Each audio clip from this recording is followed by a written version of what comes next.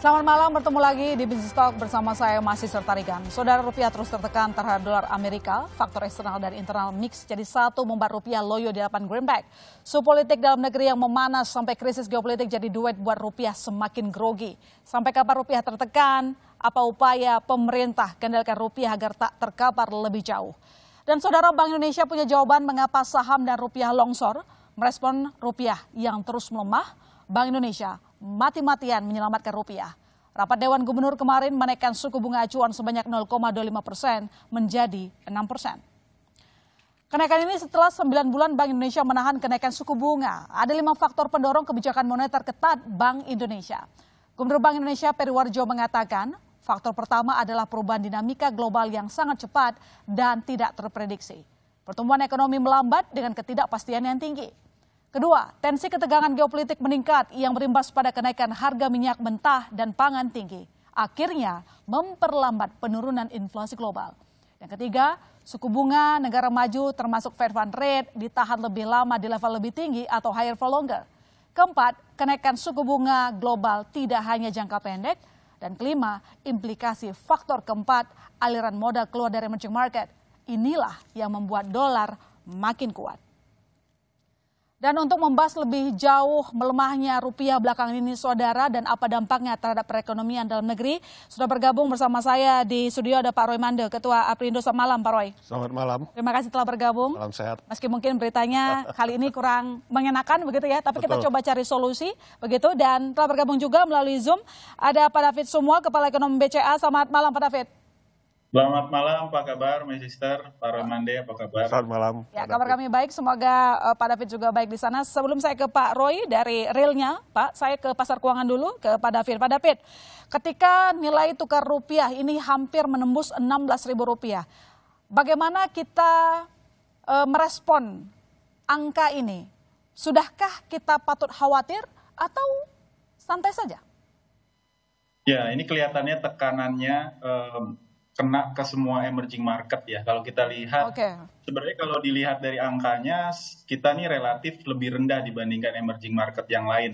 Jepang saja itu sudah melemah 12,5%. Kita hanya melemah year to date itu 1,8%. Mirip-mirip dengan Filipina ya. Filipina juga 1,8%. China sendiri sudah sekitar 6%. Jadi memang hampir semua mata uang emerging market, kita jangan bicara Nigeria atau Turki ya, yang melemahnya lebih dari 50% year to date. Tapi memang akibat dari kebijakan Fed ini, banyak negara emerging market sekarang yang memang fundamentalnya kurang solid ya. Tahun lalu kita amati kan Sri Lanka yang sudah bisa dikatakan bangkrut ya. Nah, negara-negara yang saya sebut tadi sekarang kena pukul lagi karena memang ada ekspektasi bahwa Fed ini akan terus menaikkan suku bunga dan juga kebijakan suku bunga tingginya ini akan bertahan.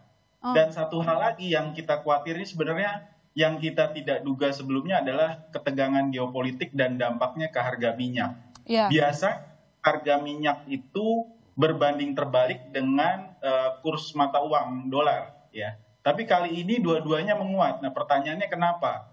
Karena memang sekarang penghasil atau produsen minyak terbesar di dunia adalah Amerika Serikat. Jadi kalau misalnya minyak menguat, memang kecenderungannya sekarang adalah US dollar juga akan ikutan menguat juga. Beda dengan misalnya 2010, waktu itu produksi minyak Amerika hanya 5-6 juta barrel hari. Sekarang sudah lebih dari 2 juta barrel dan menjadi penghasil minyak terbesar di dunia sekarang.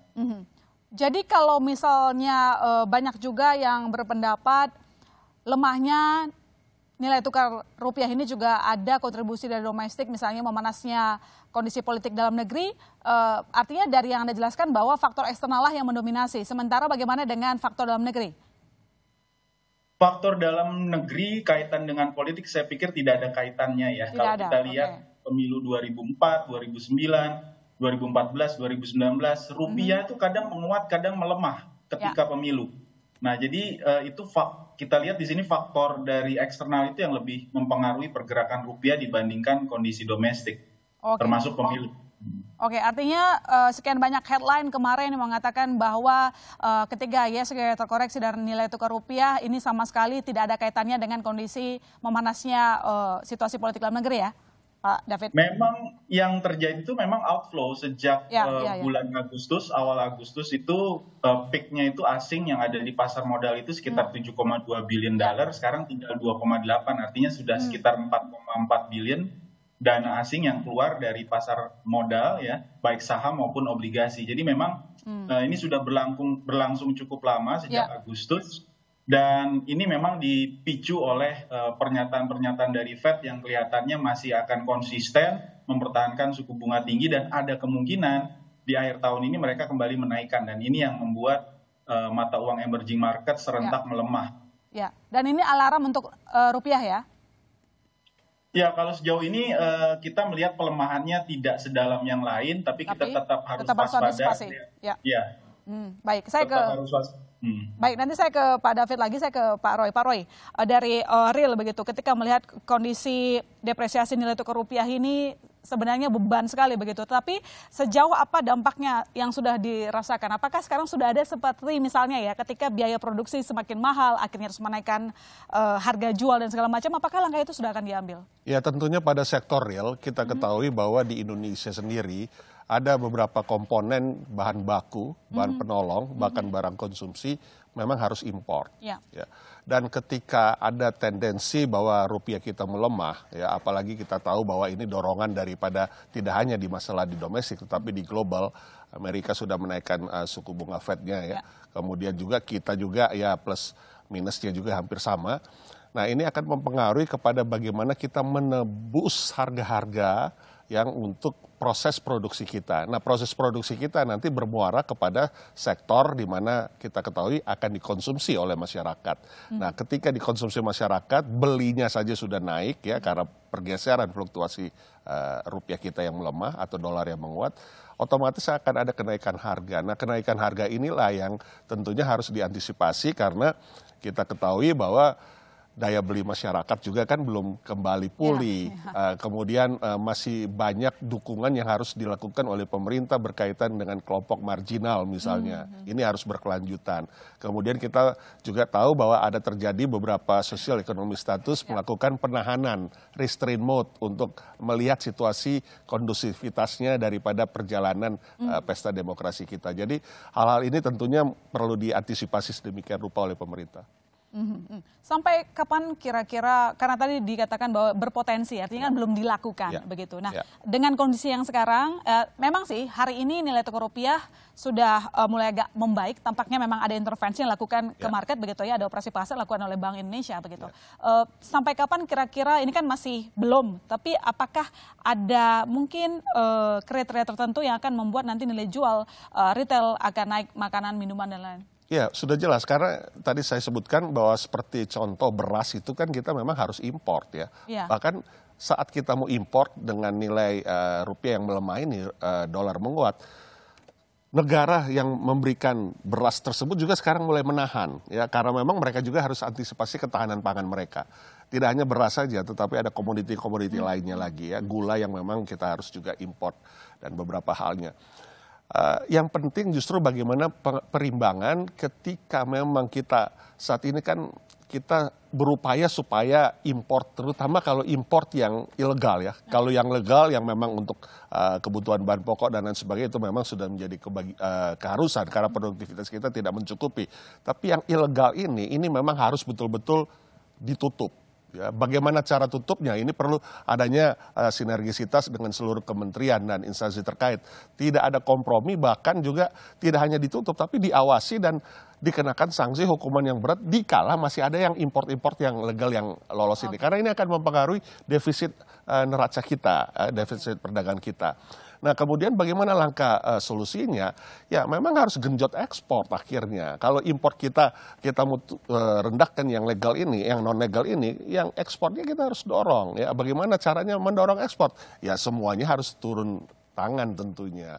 Semua kementerian dan lembaga, bahkan juga ya seperti Kementerian Perdagangan misalnya ITPC-nya yang di seluruh wilayah di global. supaya mereka betul-betul menunjukkan giginya saat ini bahwa memang ekspor harus ditingkatkan sehingga ada balance dalam neraca perdagangan kita. Oke, ekspor ditingkatkan artinya juga termasuk mencari pasar yang baru. Ya. Tetapi sebelum lebih jauh lagi kita membahas ke sana, Pak Roy, sejauh ini dengan melemahnya nilai tukar rupiah terhadap dolar Amerika Serikat, apakah mungkin bisa dibocorkan kepada kami margin keuntungan penjualan sudah berkurang berapa persen begitu? Ya udah pasti, ya ini hitung-hitungan kasar Ini saja. sebelum harga naik ya? Iya, kaitan dengan inflasi kita juga ya. Jadi ini kan tentunya sangat transparan, kelihatan bahwa hitung-hitungannya kita terutama untuk beberapa komoditi yang memang harus tergantung dengan sumber import ini ya. Ini pasti akan bergeser di akhir tahun ini karena memang ya nggak langsung serta-merta memang kenaikan itu, tetapi dalam satu kuartal biasanya akan terjadi fluktuasi. Nah ini yang harus diantisipasi sebelum terjadi kenaikan langkah-langkah konkret daripada pemerintah. Oke, tadi nggak mau bocorin berarti berapa ukuran marginnya ya, belum. Oke, nanti kita akan sambung lagi. Yang jelas tadi juga sudah disampaikan oleh Pak David terkait dengan tren suku bunga tinggi tampaknya masih akan terus terjadi dalam jangka waktu yang lebih panjang. Ini artinya rupiah harus antisipasi apa yang dilakukan pemerintah. Nanti kami akan bahas lagi saudara, jangan kemana-mana, tetap di Business Talk.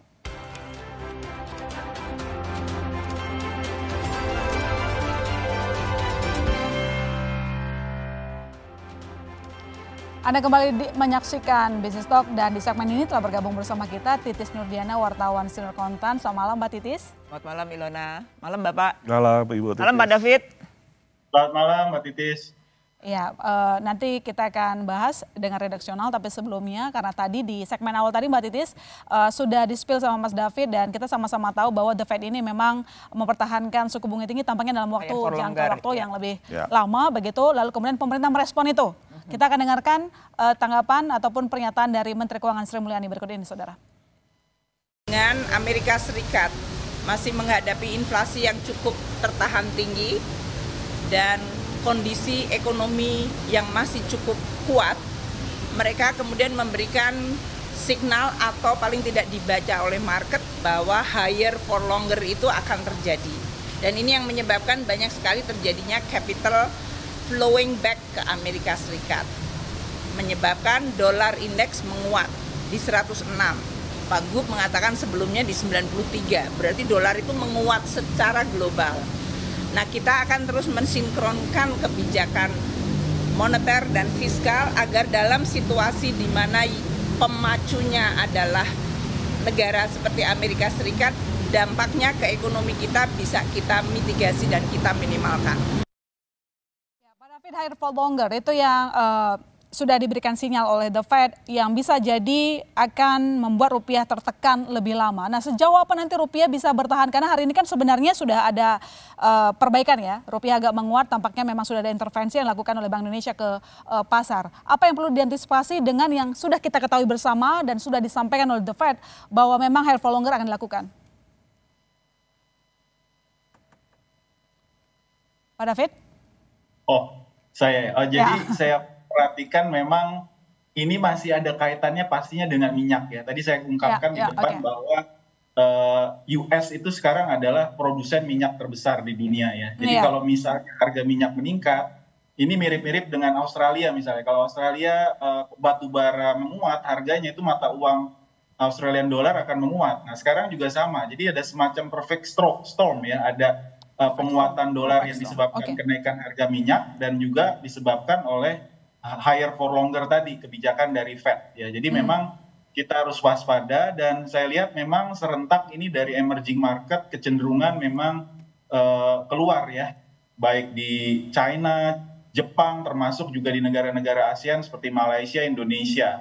Dan memang ini masih akan kelihatannya berlanjut dan memang kita perlu ada upaya-upaya ya, my sister. Jadi kalau kita lihat di sini pemerintah sebenarnya sudah ada PP sebelumnya tentang devisa hasil ekspor, tapi memang ini masih belum optimal kelihatannya. Dananya yang masuk kurang lebih sekarang sudah sekitar 3,4 billion, secara neto 1,8 billion. Nah ini harus kita dorong lagi ke depan. Tadi saya setuju dengan Pak Roy ya, hal-hal yang ilegal ini semua kita harus upayakan supaya bisa kita berantas. Salah satunya yang saya pikir cukup bisa menjadi potensial outflow itu adalah salah satunya judi online sebenarnya. Itu menurut data PPATK itu 200, artinya sekitar 13 billion dollar yang kemungkinan bisa saja menjadi outflow keluar ya. Nah ini memang hal-hal ini perlu kita lakukan bersama stakeholder untuk memberantas yang ilegal-ilegal yang tadi juga disebutkan oleh Pak Roy ya. Ya, pemberantasan ilegal begitu, komitmen dulu ya, baru kita bisa menjaga stabilitas nilai tukar. Tapi ini untuk menjelaskan kepada masyarakat juga dalam bahasa yang sederhana Pak David, dengan adanya tren suku bunga tinggi dalam waktu lama yang sudah disampaikan oleh The Fed gitu sinyalnya, seberapa mengerikan ini untuk rupiah dan ekonomi dalam negeri kalau tidak ditangani dengan benar? Sejauh ini pelemahannya kan tadi saya katakan di depan kita masih 1,8% year to date ya. Tapi memang kalau dari titik tertingginya ya kita melemah sekitar 5%-an. Kalau pelemahannya terbatas, menurut saya ini malah justru pendapat saya itu malah akan cenderung menggairahkan ekonomi kita ya. Karena tadinya misalnya melihat inflasi rendah, harga barang impor rendah, keinginan untuk melakukan investasi atau melakukan kegiatan dagang, mengimpor itu juga kecenderungan menurun ya akhir-akhir ini. Tapi dengan adanya ekspektasi bahwa rupiah akan melemah terbatas, asal jangan pelemahannya berlebihan ya, seperti tadi saya sebut Argentina atau Turki ya. Kalau pelemahan terbatas itu justru saya pikir malah bisa menggerakkan sektor real. Jadi kembali kita akan meningkatkan stoknya, lalu juga mengambil keputusan bisnisnya. Walaupun pasti nanti akan ada kenaikan harga. Justru menurut kami penaikan harga itu justru menjadi stimulus buat perekonomian supaya bergerak lebih kuat. Kita tahu sejauh ini pertumbuhan kredit kan modal kerja itu salah satu yang kita lihat masih sekitar 8-9%. Nah ini belum optimal. Nah saya pikir ini juga ke depan dengan adanya pemilu juga, ada kampanye pemilu dan seterusnya, ini kembali bisa menggairahkan supaya sektor real itu lebih kuat lagi pergerakannya ke depan. Oke, sebentar. Kalau memang kalau misalnya duit orang ada, kalau enggak gimana soal daya beli? Ya, ini daya beli sejauh ini kan kalau kita lihat inflasi September terendah ya, 2,2% ya. Dan ini memang kita tahu banyak contoh di negara lain seperti di Jepang itu kalau inflasi terlalu rendah, deflasi justru malah membuat ekonomi kurang bergairah. Tapi kalau ada ekspektasi bahwa harga-harga akan sedikit meningkat ya atau akan bergairah, orang kembali akan melakukan restocking. Tadi Pak Roy juga bicara tentang import bahan baku. Nah ini besar sekali, 75% dari import kita itu adalah bahan baku. Jadi kalau kita lihat memang akan ada kemungkinan ekonomi lebih bergairah, terutama kita tadi menyambut kampanye pemilu, kita akan ada event pemilu 3 kali ya paling tidak tahun depan. Nah ini paling tidak bisa menggairahkan asal pelemahannya masih bisa kita mitigasi ya. Saya yakin sampai sejauh ini cadangan devisa kita masih relatif sangat kuat di emerging market. Dan kita juga punya secondary buffer. Dan selain itu juga dari sisi pemerintah juga mungkin perlu sinergi ya dari sisi kebijakan fiskal dan kebijakan moneternya. My sister. Oke, baik. Saya ke Pak Roy. Kita ke real. Itu tadi sebuah ekspektasi yang cukup positif saya bilang, tapi nanti saya dalamin ke Mbak Titis begitu. Pak Roy, kita itu masih kalau memang bentuknya barang modal, kita impor, oke lah katakan begitu. Tapi kalau misalnya kita impor banyak sekali komoditas ya, mulai dari beras, hal-hal yang berkaitan dengan perut begitu.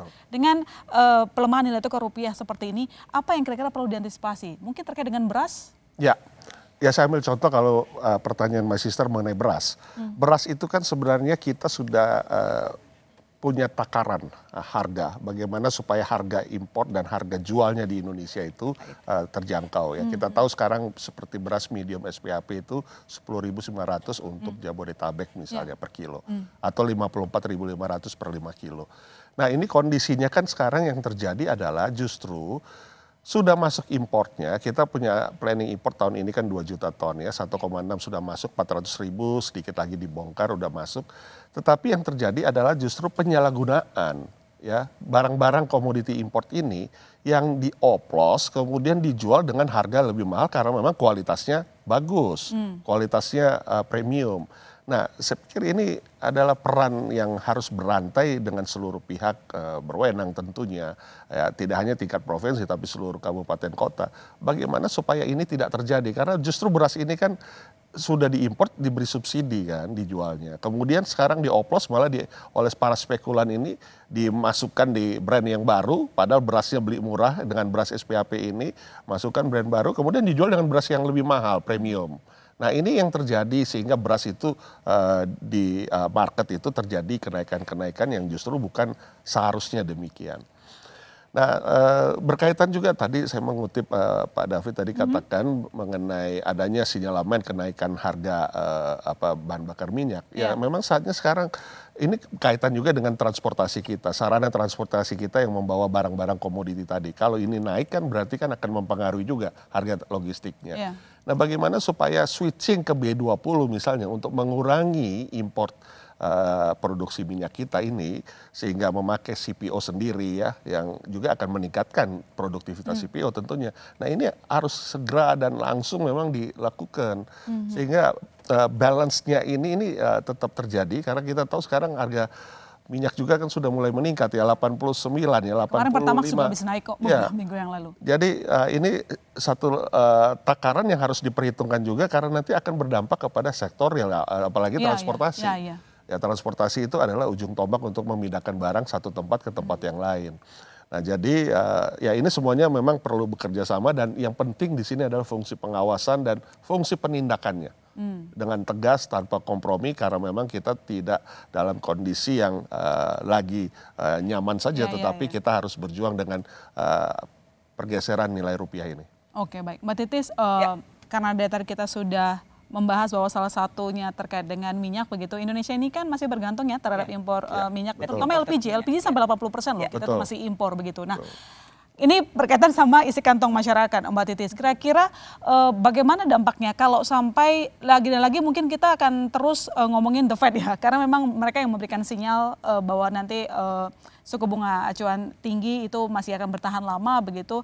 Apa yang perlu dilakukan oleh pemerintah? Karena begini, kita juga masih bergantung terhadap subsidi subsidi terbuka dan segala macamnya. Apakah menurut Mbak Titis mana yang perlu kita selamatkan, anggarannya atau memang mau tidak mau misalnya pemerintah perlu melakukan pelebaran subsidi karena terkait dengan daya beli, apalagi di tengah sekarang ini tampaknya kondisi daya beli masyarakat juga kayaknya perlu kita ini ya. Sebetulnya tadi sebetulnya penjelasan Pak David sebetulnya itu tadi bahwa perfect storm itu bagi kami ketika kita membuat editorial terkait pelemahan rupiah itu tuh sebetulnya itu yang terjadi bahwa di saat dolar menguat kemudian tadi Amerika menjadi produsen terbesar minyak. Dan harga minyak naik ini sudah double. Artinya dari industri ketika dia harus impor maka ada biaya distribusi yang naik. Itu satu. Dan sementara ditambah dengan penguatan dolar yang efeknya rupiah melemah. Benar secara kawasan kita memang pelemahannya paling masih kecil lah setara dengan Filipina. Tapi masalahnya kita punya dua pukulan ganda. Semuanya sebetulnya dua pukulan ganda. Yaitu transportasi yang naik, kemudian juga biaya impor yang naik. Nah ini tentu saja ketika nanti pengusaha menaikkan harga, maka inilah yang dipikirkan. Apakah yang kemudian daya beli kita itu kuat untuk menopang tadi untuk menambah. Jadi masyarakat apakah mampukah belanja ketika nanti para produsen atau pengusaha menaikkan harga barang karena ada double tadi biaya impor naik. Nah sebetulnya yang menjadi pertanyaan Pak Roy adalah sebetulnya berapa sih sebenarnya nilai tukar yang affordable bagi pengusaha. Mungkin Pak David juga nanti punya hitungan kalau kita ngomongin bahwa daya beli sekarang memang lagi turun, terus yang kemudian pengusaha juga butuh kenaikan karena memang ada cost yang naik, maka kita perlu tahu sebetulnya berapa sih sebenarnya nilai tukar yang nyaman buat pengusaha. Bagi masyarakat, ketika inflasi kemarin itu 2,2% September itu menjadi yang terendah, sebetulnya kan menimbulkan dua sisi. Satu bisa jadi itu pelemahan yang memang konsisten dilakukan. Sudah harga terlalu tinggi maka pemerintah terlalu ketat, kemudian butuh ekspansi. Makanya ketika tadi Pak David bilang bahwa ini memang jangan-jangan memang harus nih kredit modal kerja memang dinaikkan supaya memang ekonomi bergairah. Kalau terus-terusan seperti ini kan kayak kita menggali kubur sendiri gitu ya Pak ya. Nah apa sih yang stimulus seperti apa sih yang mungkin diberikan pemerintah hari ini kan kalau tidak salah Presiden juga sudah memberikan ke sektor properti ya Pak ya. Sektor properti ada rencana 2 miliar.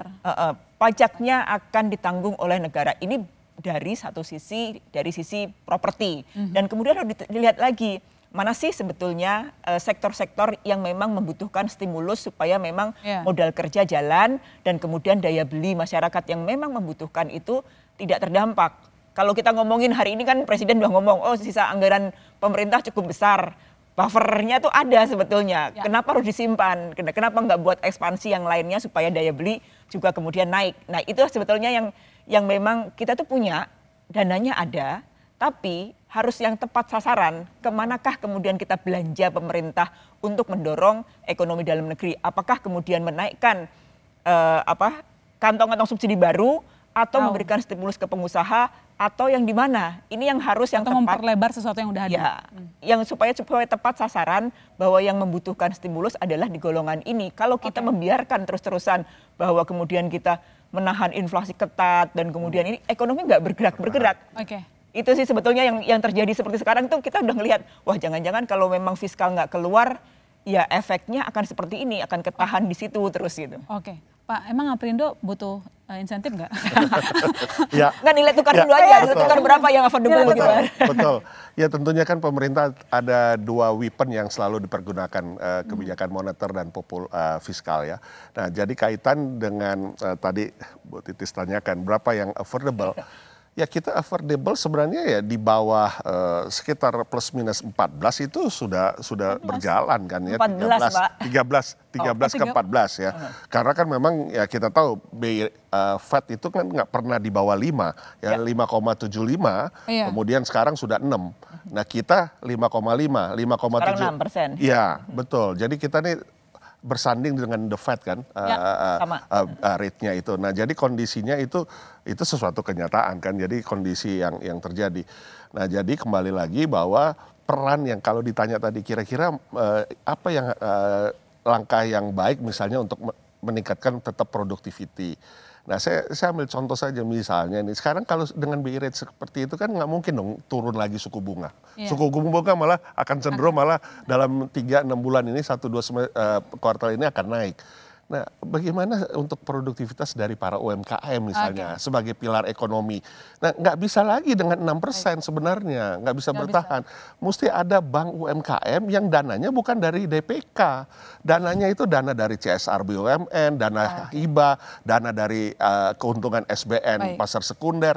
Sehingga dana itu nggak harus dikembalikan pada masyarakat, tapi dana itu hanya 0,1% bunganya, 0,2%. Itu yang bisa membuat produktivitas UMKM, misalnya ini kita bicara nih, penyangga ekonomi kita, tetap bertahan. Tetap sebuah kebijakan harusnya tepat, sasaran, dan benar begitu. Nanti kita lanjutkan lagi, saudara jangan kemana-mana, Business Talk masih akan segera kembali.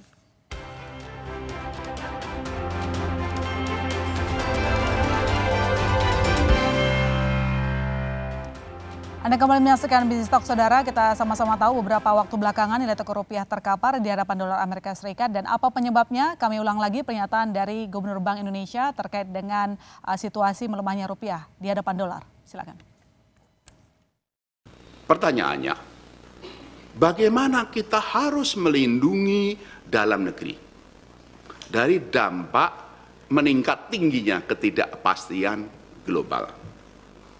Oleh karena itu, saya sendiri juga berkoordinasi dengan Bu Menteri Keuangan.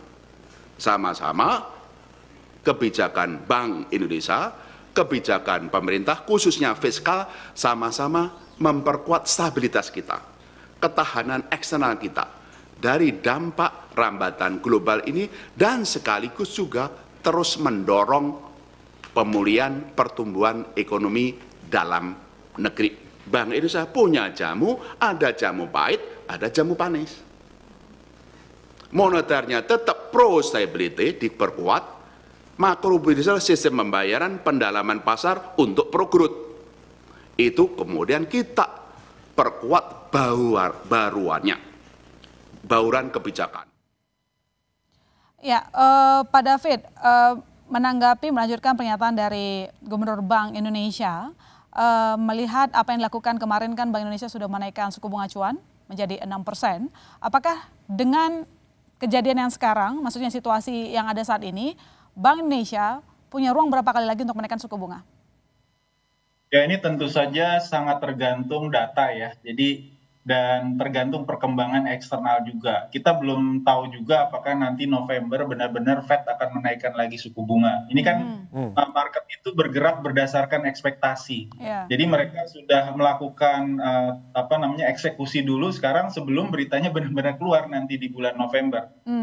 Secara peluang sekarang masih sekitar 30-40%, tapi menjelang November mungkin data-datanya akan lebih kuat lagi mendorong adanya kemungkinan kenaikan suku bunga Fed ya. Tapi sejauh ini sih memang kelihatannya 6% dulu, tapi nanti kita lihat juga karena instrumen Bank Indonesia dan juga kemarin juga bukan hanya BI rate sebenarnya yang dinaikkan, tapi juga ada pengenalan instrumen-instrumen baru seperti sertifikat falas Bank Indonesia, SRBI dan seterusnya dalam rangka juga menambah attractiveness dari aset rupiah ya. Dan saya pikir tadi penting apa yang dikatakan oleh Gubernur Bank Indonesia Pak Peri Warjio bahwa perlu ada sinergi dengan pemerintah ya. Dan pemerintah kita tahu mereka juga harus mengamankan posisi dari APBN tahun depan ya. Kita tahu yang mature tahun depan juga cukup besar ya, sekitar 190 triliun di kuartal pertama dari 477 triliun yang akan mature tahun depan yang ada 190 dan itu perlu diamankan. Tapi memang kita harus lihat juga kira-kira di posisi mana ketika sekarang memang demand dari obligasi terutama dari asing ini masih relatif akan cukup lemah ke depan ya.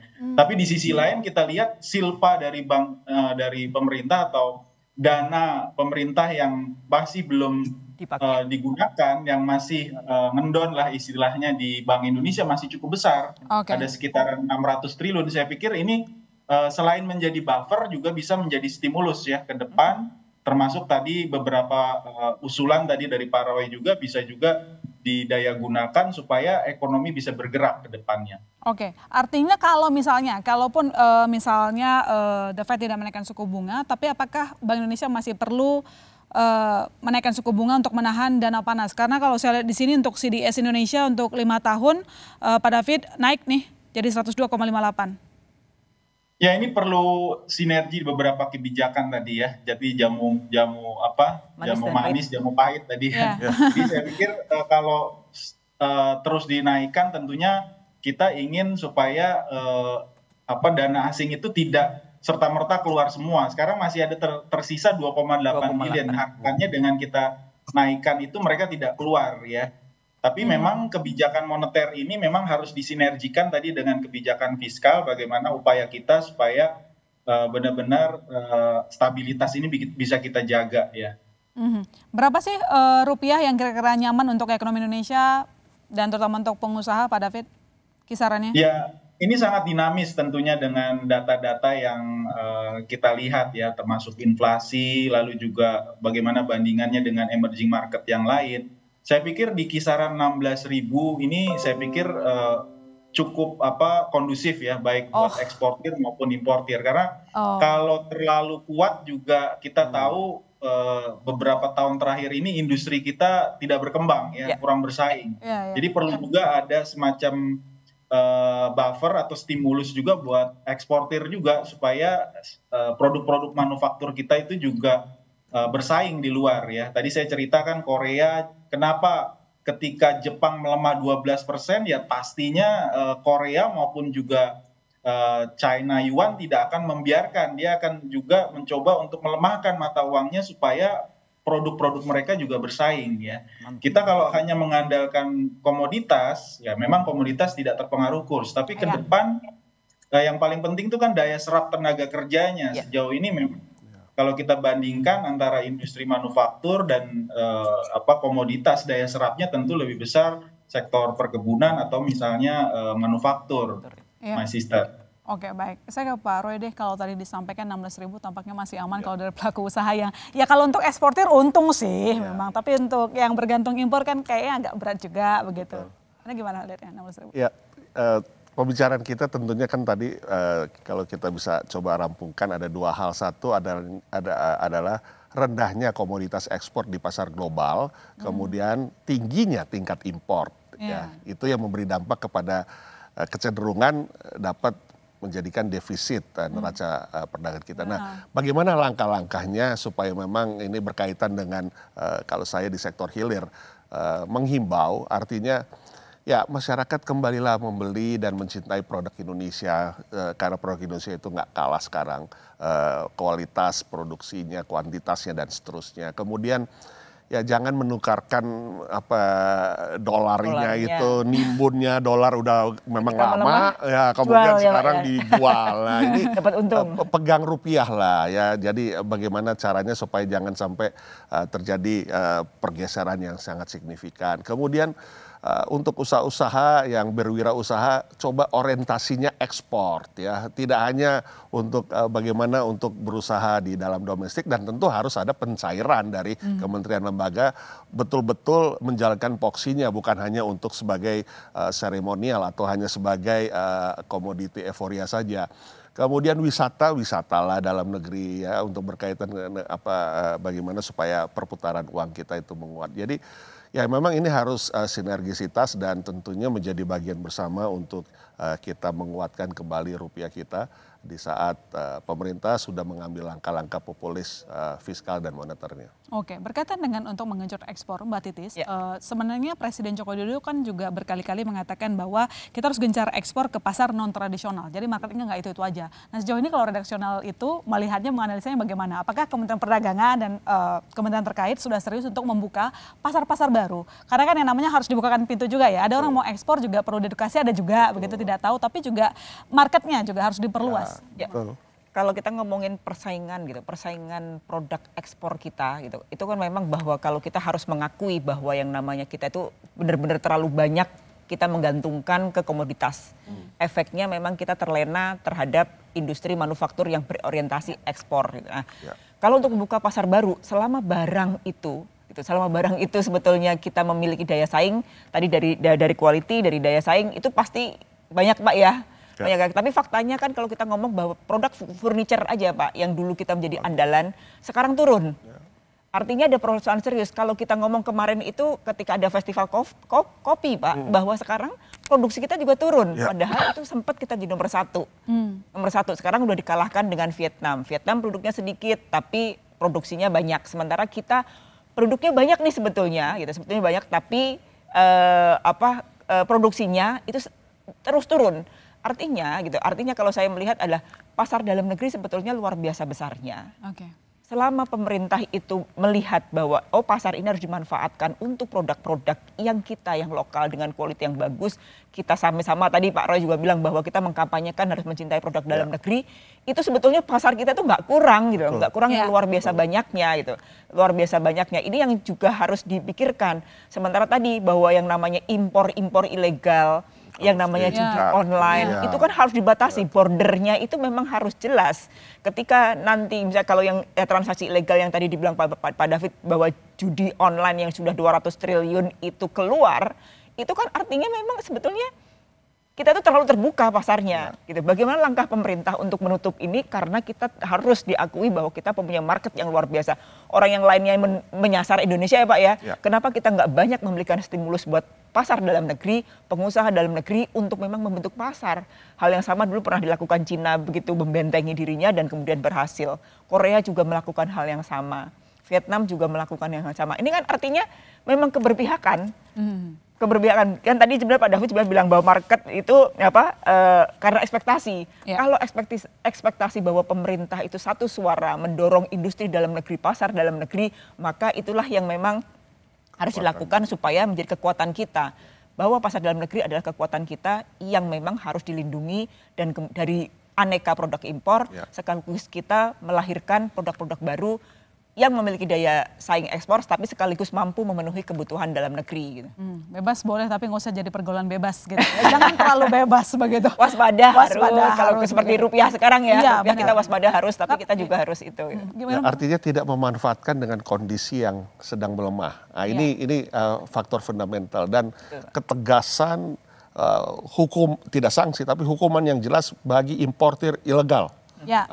Karena itu ya dinamika masyarakat kita memang suka barang-barang itu yang terkadang tidak terkontrol, ya border dan post border dan sebagainya. Ini harus jelas, transparan, tegas dan memang dibuktikan. Ya, pengawasan penindakannya konsisten. Dengan jelas. Baik, saya ke Pak David.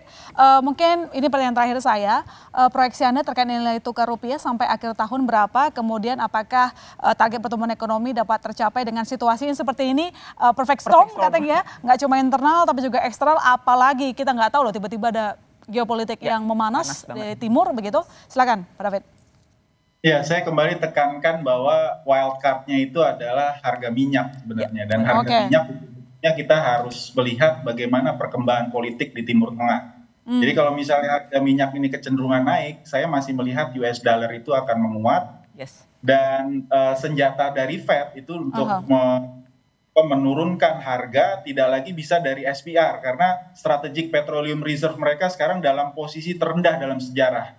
Kalau tahun lalu mereka bisa masih melepas ke pasar itu strategic petroleum reserve mereka, tapi sekarang mungkin senjatanya hanya suku bunga ya. Kalau misalnya inflasi naik lagi akibat kenaikan harga minyak, ya kemungkinan suku bunganya masih dipertahankan tinggi atau malah bisa meningkat lebih tinggi lagi. Jadi memang masih sangat dinamis dan saya masih melihat mungkin untuk jangka pendek ini pergerakan masih sekitaran 16.000. Ya. 16.000 sampai akhir tahun? Ya mungkin masih bisa ada kemungkinan overshoot ya ke atas. Masih ada kemungkinan overshoot, tapi saya pikir mungkin di posisi resisten ya 16.500 ya resistennya. Kalau proyeksi harga minyak kira-kira berapa? Soalnya ada yang memproyeksikan bahkan bisa mencapai $100 per barrel begitu. Kalau meluas perang di Timur Tengah, perkiraan saya bisa mendekati $200 ya. Karena kita khawatir kalau Iran sampai memblokade Selat Hormuz. Selat Hormuz ini lalu lintas sekitar 30% minyak global. Jadi minyak dari Kuwait, minyak dari Arab Saudi, minyak dari Iran, dari Irak, semua lewat situ 30%. Jadi kalau mereka sampai ada perluasan dalam perang ini, saya pikir memang tadi kembali perfect storm ya. Jadi yang memang harus waspada, perlu ada kebijakan-kebijakan jangka pendek yang kita coba memitigasi hal-hal tersebut, tapi juga menengah panjang jangan dilupakan tadi yang dikatakan oleh Pak Roy ya. Termasuk tadi pemberdayaan UMKM kita kebanyakan nih masih trading dan tradingnya juga barang-barang dari luar. Ini juga harus PR kita bersama nih, bagaimana memecahkannya.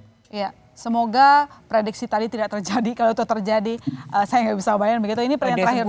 Ya, ini pertanyaan terakhir buat Mbak Titis dan Pak Roy. Singkat saja, mungkin ke Pak Roy dulu. Yang terakhir, closing statement, apa yang diharapkan oleh pelaku usaha? Karena tindakan pengusaha ini sangat berpengaruh terhadap uang konsumen ini, Pak.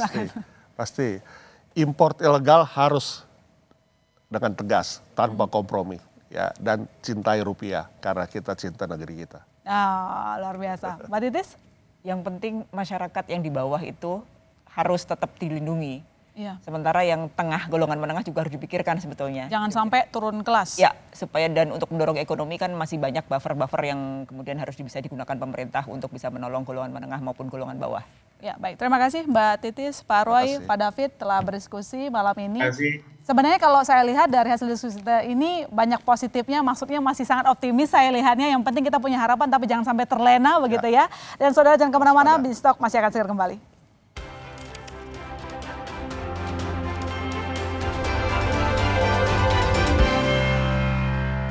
Perfect storm membuat rupiah terkapar di hadapan dolar Amerika Serikat. Kita tunggu langkah tepat pemerintah agar mampu menopang rupiah tidak jatuh lebih dalam. Saya masih Targan undur diri, sampai jumpa Selasa depan di BizTalk.